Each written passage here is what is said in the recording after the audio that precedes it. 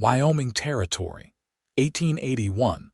The first snow had not yet fallen, but the wind already carried the sharp bite of winter when Kenzie Hart stepped down from the stagecoach in the town of Carter's Ridge, her boots hitting the dirt like the closing of a cell door. She barely had time to adjust her shawl before Sheriff Mallory approached with a folded paper in his hand, and a look that said he knew exactly who she was. "You are Kenzie Hart, daughter of Thomas Hart?" he asked, his voice low but firm. "I am," she said, lifting her chin though her stomach was curling in on itself. Her father's debt had chased her here like a ghost. He handed her the paper. A deed.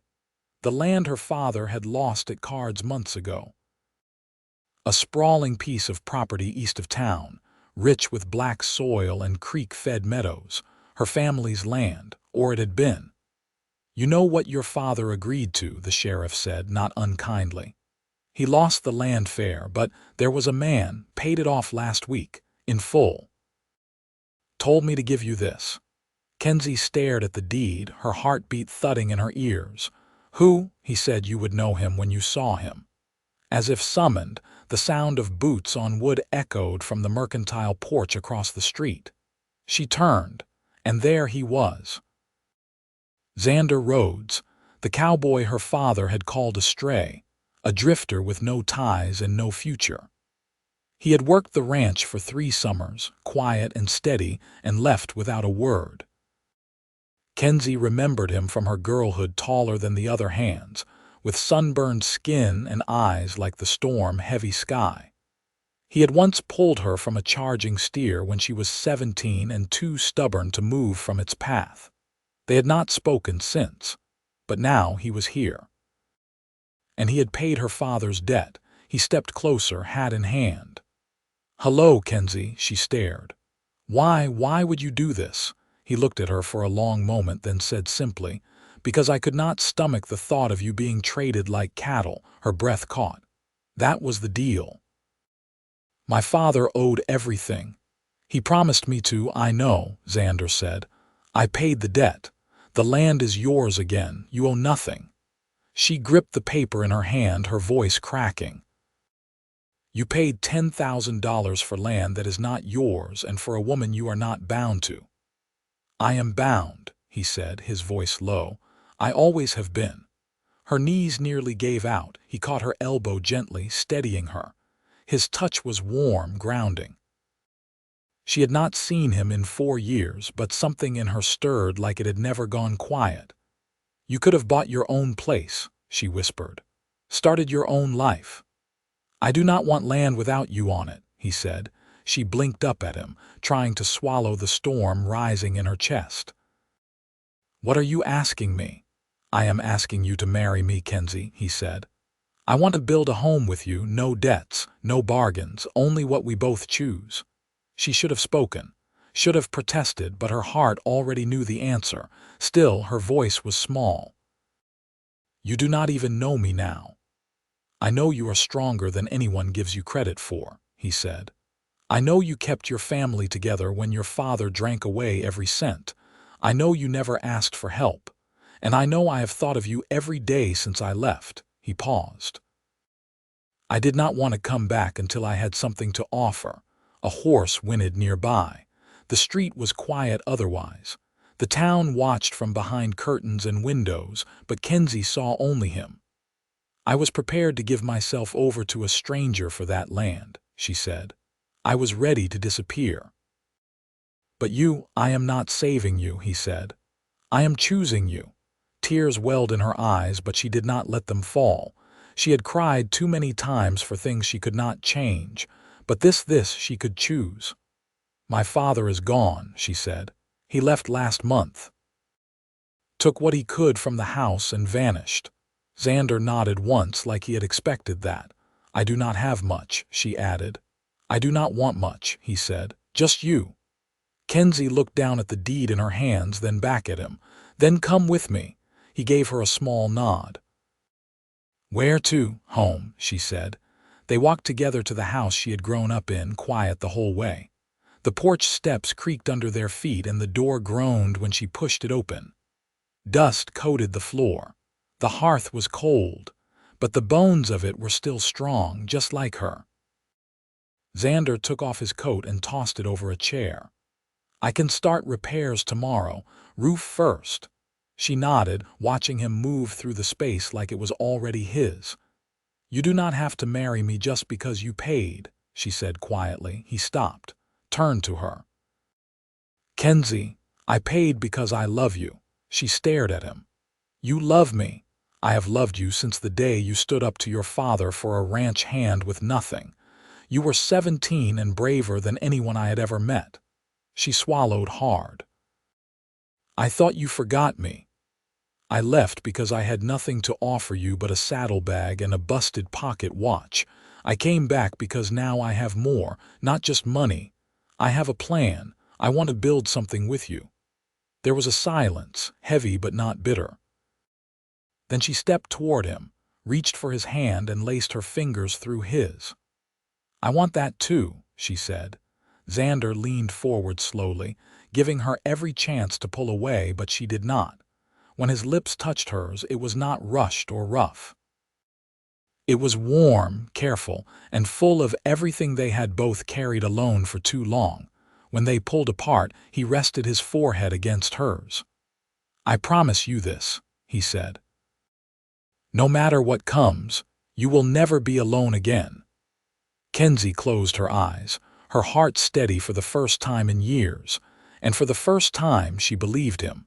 The next morning arrived pale and windless, the kind of quiet that settled deep in the bones. Kenzie stood at the edge of the porch, arms folded against the cold, watching Xander carry split wood toward the pile near the shed. He moved with purpose, his steps sure, the weight of each log nothing against the width of his shoulders. She pulled her shawl tighter and stepped down onto the frost-hardened earth. "I'll help with the fence today. The south line's leaning bad." His gaze flicked over, and he paused just long enough to wipe his hands on his trousers. "You sure?" "It'll take most of the day." "I've patched worse," she said, walking past him toward the barn. The mare she'd kept fed through leaner months nickered at her, and Kenzie rubbed the animal's cheek before saddling her slow and steady. The barn smelled of hay and damp leather, the roof patched with tin in places her father had refused to fix, always promising next month. Xander joined her as she led the horse out. "I'll set the posts. You can run the wire," she nodded. "That'll work." They rode out without speaking, the horse's hooves muffled on the stiff ground. The land rolled out before them, dry grass turning silver in the morning light. The fence line was worse than she remembered. Several posts had rotted through, the wire sagging like tired shoulders. Xander dismounted and tied his gelding to a bare mesquite. "You ever think about leaving?" "Plenty," she said, pulling gloves from her coat pocket. "But I never did. Couldn't leave the land." "Or Mama's grave." He glanced toward the cottonwood grove in the distance, where a wooden cross still stood weathered and lopsided. "I figured that."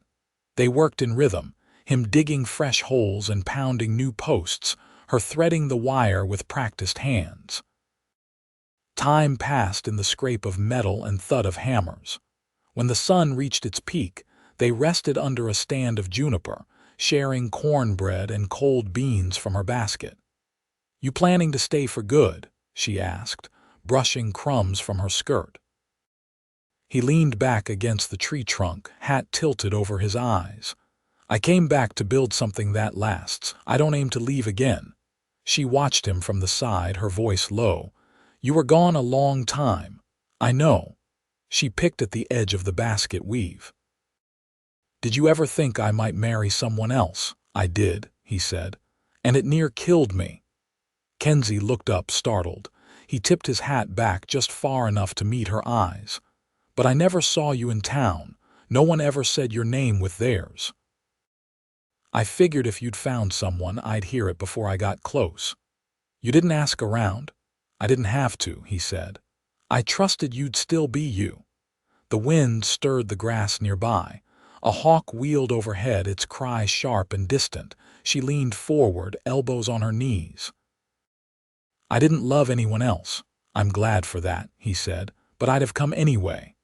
They sat in silence, the kind that didn't need filling. After a while, she stood and dusted off her skirt. "There's still 2 more posts to set." He rose with her, brushing bark from his sleeve. "Let's finish it." By dusk, the fence stood straight again, taut and true. They rode back slow, tired but content, the horses trailing dust behind them. When they reached the house, the chimney was cold, but the sky was streaked with lavender and the porch lamp glowed faint through the window. Inside, she lit the fire while he brought in the last of the wood. The room warmed slowly, casting long shadows across the floorboards. She stirred a pot of beans on the stove, then glanced over her shoulder.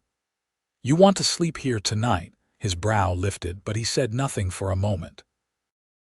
"I mean," she added, "until we figure out more permanent arrangements." "I'd like that," he said, setting his hat on the hook by the door. They ate quietly, the clink of spoons the only sound. After, she poured hot water into the basin and washed her hands, then offered it to him. He took it with a nod, his fingers brushing hers, calloused and warm. When the fire burned low, she stood in the doorway of the bedroom and looked back at him. "There's room," she said. He hesitated, then crossed the room in 2 steps. "Kenzie," he said, voice low, "I won't cross a line you're not ready for." She met his gaze, steady and sure. "I know, but I'd rather not sleep alone tonight." He followed her without another word. They lay side by side, not touching, the silence deep and easy. After a long time, she whispered, "I still don't understand why you do all this." He turned his head toward her. "Because you're worth more than what was done to you." Her breath caught again, but this time it wasn't from fear or grief. "Good night, Xander." "Good night, Kenzie." And under the weight of that quiet, they both slept. The first real snow came that night, quiet and clean. By morning, the roof wore a thin coat of white and smoke curled steady from the chimney. Kenzie woke to the hush of it, the room still dim, light filtering through the frosted window panes. She turned beneath the quilt and found Xander already dressed, sitting at the edge of the bed, lacing up his boots. He glanced over his shoulder. "I didn't mean to wake you." "You didn't," she said, voice still soft with sleep. "You going into town? Thought I'd check the forge, see if Harrow has the iron hinges he promised. The barn door's near falling off." She sat up, pulling the quilt around her shoulders. "He's slow to fill orders once the snow starts. I figured I'd push a little." She watched him stand and reach for his coat. He moved with quiet purpose, the kind she'd grown used to in just a few days. "You'll be back before dark." "I will," he said. Then, after a pause, "Want me to bring anything?" She thought a moment. "Dried salt pork if they've got any left, and maybe fabric. I've got enough for patches, but not much else." He nodded once, then stepped to the door. "I'll be back before you light the lamps." Outside, the wind had calmed. She listened to the snow crunch under his boots until the sound faded. Kenzie set about the day with sleeves rolled and hair tied back. The parlor needed sweeping, and the stove flue had to be cleared before the next storm came. She worked in silence, her thoughts steady. By midday, she turned her attention to the root cellar, sorting what few jars remained. She tallied them carefully. 3 jars of preserved apples, 1 of beans, and a half-used sack of flour. It would stretch, but only just. The sun had sunk low when she heard hoofbeats in the yard again. She stepped onto the porch, apron still dusted with flour, just as Xander dismounted. He carried a burlap sack slung over one shoulder and a bolt of faded blue fabric under one arm. "They had the pork," he said, handing it to her. She tucked it under her arm. "What about the hinges?" "They'll be ready in 2 days." She nodded, satisfied. "Thank you." He hesitated, then reached into his coat and pulled out something small wrapped in paper. "Pick this up, too." She took it and unwrapped it slowly. Inside was a tin of sewing needles and a carved wooden spool threaded with scarlet thread. Her fingers closed around it. "This is finer than I need." "I thought you might want something that wasn't just for mending," he said. Kenzie looked up at him, the cold air between them holding still. "It's been years since I had color like this in the house." His voice came quiet. "I remember you used to stitch flowers into your handkerchiefs, wild columbine mostly." She stared at him. "I didn't think you noticed." "I noticed," he said. That night, the wind picked up again, rattling the shutters. They ate together by lamplight, the stew plain but filling. After the dishes were washed and the fire stoked, Kenzie brought the bolt of fabric to the table and unrolled it, running her fingers across the weave. "I could make curtains," she said. "Or a dress." Xander leaned against the doorframe, arms crossed. "Whatever you like." She looked over her shoulder. "What about you? What did you want for your life when you were younger?" He blinked, clearly caught off guard. "I don't know that I ever thought I'd have much of one." "You must have thought of something." He walked over, took the chair across from her. "I wanted a place where I didn't have to leave come winter, somewhere quiet. Somewhere a man could plant something and watch it take root." Kenzie turned the spool of thread slowly in her hand.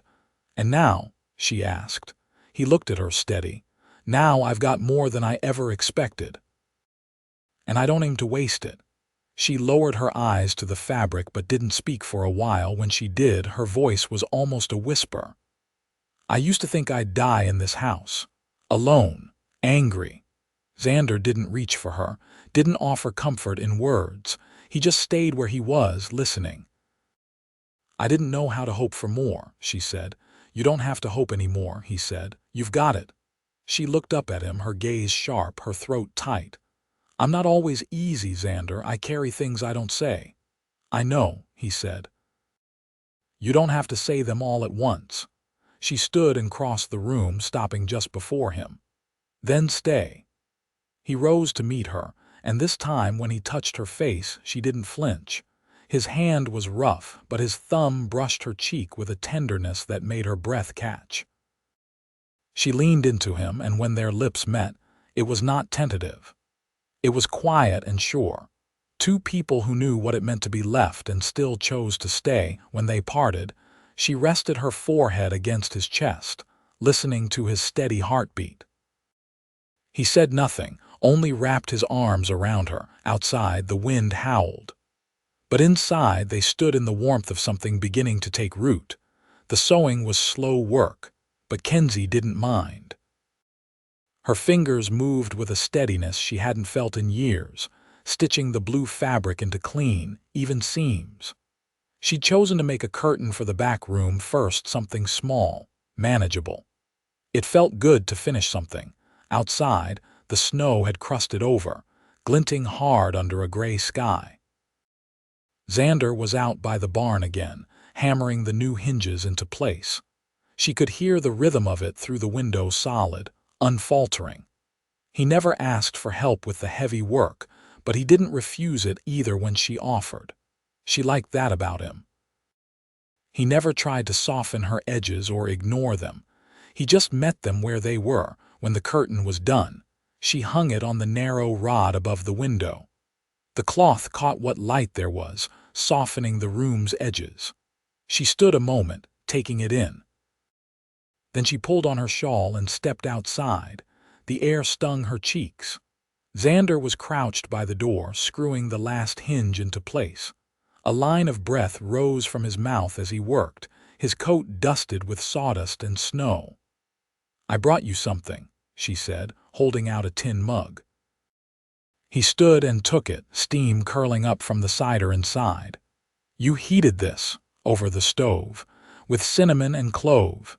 He tasted it, then gave a quiet nod of approval. "You always this good with cider." "Only when I've got someone worth warming up." His eyes met hers, and the smile that passed between them didn't need words. He set the mug on the barn rail. "I've been thinking about fencing off the back pasture. It's too open to elk. There's barbed wire in the loft still," she said. "I kept it dry. If we clear the brush this week, I can run the posts next." She leaned against the rail. "You planning to keep cattle again, not large herds? Maybe 6, enough to trade and feed us through spring. Chickens and hogs, too, if we're careful. We'll need to reinforce the coop. It's falling in on the north side. I'll do it first thing tomorrow." He picked up the mug again, sipping slow, then he glanced at her.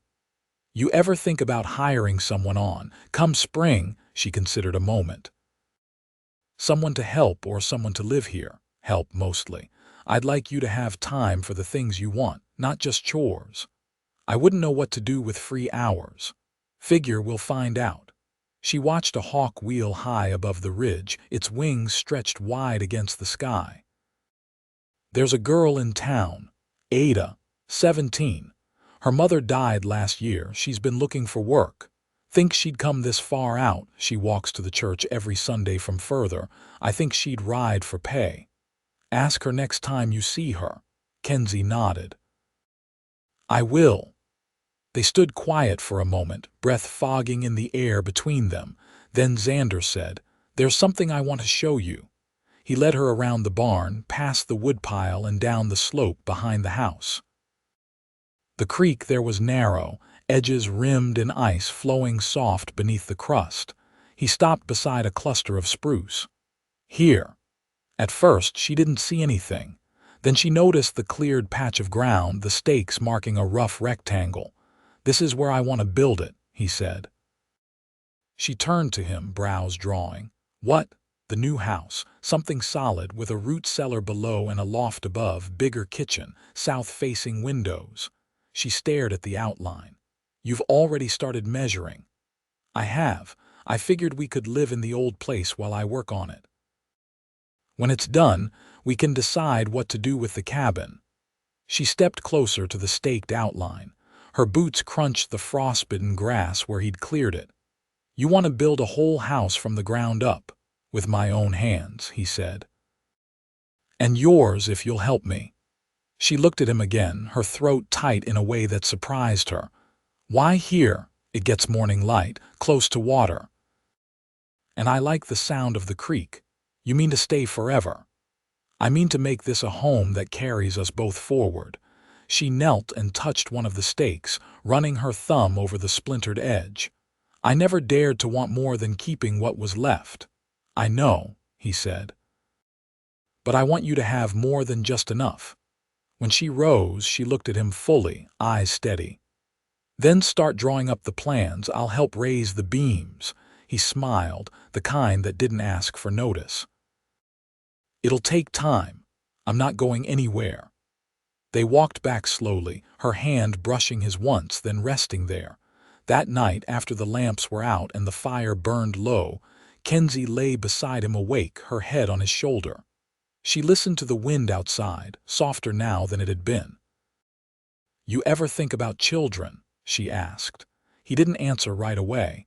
His hand moved gently over hers beneath the quilt. "I think about a little girl with your eyes," he said, "and a boy who laughs like he's never known want." She turned into his warmth. "I think they'd be strong." "They'd have to be," he said. "They'd be ours." In the dark, she smiled, and for the first time in her life, she didn't feel like she was waiting for something to be taken away. She felt like she'd come home. The snow melted slow that spring, lingering in shallow drifts beneath the trees and along the north side of the house. Kenzie stood at the edge of the new foundation, the earth still damp under her boots as she watched Xander notch 2 beams together. His movements were deliberate, sleeves rolled to the elbow, sawdust clinging to the hair on his arms. She'd never seen anyone more at home in silence. "You always this patient with wood?" she asked, brushing her palm over the new joist laid out beside her. He glanced up, eyes shaded beneath the brim of his hat. "Used to be worse. Rushed things, made mistakes." She crouched, checking the level. And now I've got something worth doing right. They worked until the light shifted gold and long across the field. By then, the frame stood waist-high in places, the outline of rooms beginning to take shape. Xander wiped his hands on a rag and leaned against a beam, looking over the land stretching out beyond the house. "Marshall passed word through town," he said. "A man came asking after your father." Kenzie straightened slowly. "When?" "A few days back. Said he was a Pinkerton, left before noon." "Did he say what he was looking for?" "Only that your father signed something in Cheyenne last year, a deed tied to a mining claim. Seems someone wants it back." She exhaled through her nose, steadying herself. "He sold off things I didn't know we owned. You want me to ride after the man?" "No, if they want to talk, they can come here." She paused. "I'm not hiding anymore." Xander nodded once, then turned toward the porch where Ada was gathering eggs into a woven basket. She waved, her braid bouncing as she moved between the hens. "She's good," Kenzie said. "Quick learner. She seems glad to be here. I think she needed a place to land." "We all do," Xander said. That night, with the hearth warm and the supper cleared, Kenzie pulled a folded scrap of paper from between the pages of her mother's old ledger. She laid it on the table between them. The ink had faded, but the map was clear parcel lines drawn in her father's hand, one marked with a small X near the base of the Wind River Range. "I found this tucked behind a loose floorboard," she said. "He must have meant to return to it." Xander studied the lines. "You think it's real, I think it's buried. And I don't care if it's gold or gravel, I don't want it." "You sure?" "I have everything I want already." He folded the paper carefully and handed it back. "Then we'll burn it in the morning." She placed the map in the stove herself before sunrise, watching it curl and vanish into orange. When she turned, he was already pouring coffee into 2 tin cups. By May, the frame stood tall and square, the roof half covered in cedar shakes. Kenzie climbed the ladder beside him, hammer in hand, nails held between her lips. She laid each board with precision, sweat dampening the back of her neck despite the chill in the air. "You're better at this than some of the men I worked with on the Platte," Xander said, tapping the next board into place. "You say that like it's a surprise." He grinned at her. "Not even a little." The day they hung the last door, Ada cooked a sweetbread loaf and left it cooling on the sill. Kenzie opened every window, letting the scent of new wood and cinnamon fill the rooms. She stood in the doorway of the kitchen, the sunlight catching the edge of her cheek, and looked out at the hills. Xander came up behind her, resting a hand gently on her hip. "We can move in tomorrow." "I already packed the plates," she said. They stood for a moment in the quiet, her back against his chest, his breath warm against her ear. "You ever wonder how different things might have gone?" she asked. "No," he said. "Because no version of my life without you in it ever felt right." The night they moved in, there was no ceremony, just a shared loaf of bread, a bottle of blackberry cordial, and laughter that echoed through the new rooms. They slept curled together on the floor, a quilt beneath them, the stars visible through the unshuttered windows. In the weeks that followed, they planted beans and squash, coaxing life from the thawed soil inch by inch. Xander built her a loom from scrap wood, and she began weaving in the evenings, the rhythm of the shuttle steady as breath. One morning, she turned to him at the edge of the field, her palm resting just below her ribs. "I think I'm with child," she said. He didn't speak at first, just reached to touch her cheek, brushing a fallen piece of hair behind her ear. "You sure?" "I've counted the days. I'm late." He drew her into his arms, holding her close, his voice low beside her temple. "Then we'll raise them here," he said, "with good earth beneath their feet and peace in their home." She buried her face against his chest and let herself believe it fully. That fall they married beneath the cottonwoods. The preacher from Jackson rode in with his wife, and Ada stood beside Kenzie, her hands clasped tight. Xander wore a clean collar, and Kenzie's dress was made from the same blue fabric she'd used for the curtain that first spring. When he spoke his vows, he didn't say more than he had to, just what mattered. "I'll love you through every season. I'll stay. I'll build with you." And she answered simply, "I'll walk beside you every day we're given." They kissed once, soft and sure, and the wind stirred the trees like a blessing. Years passed, marked by harvests and births, by long winters and warm mornings. Their son, Ellie, came first, red-cheeked and loud. Then a daughter, Ruth, with eyes as steady as her father's. The house grew fuller but never loud. Joy came in quiet ways, in shared tasks, long walks, and the soft hush of children breathing deep in their beds. One spring, Xander built her a bench to face the creek.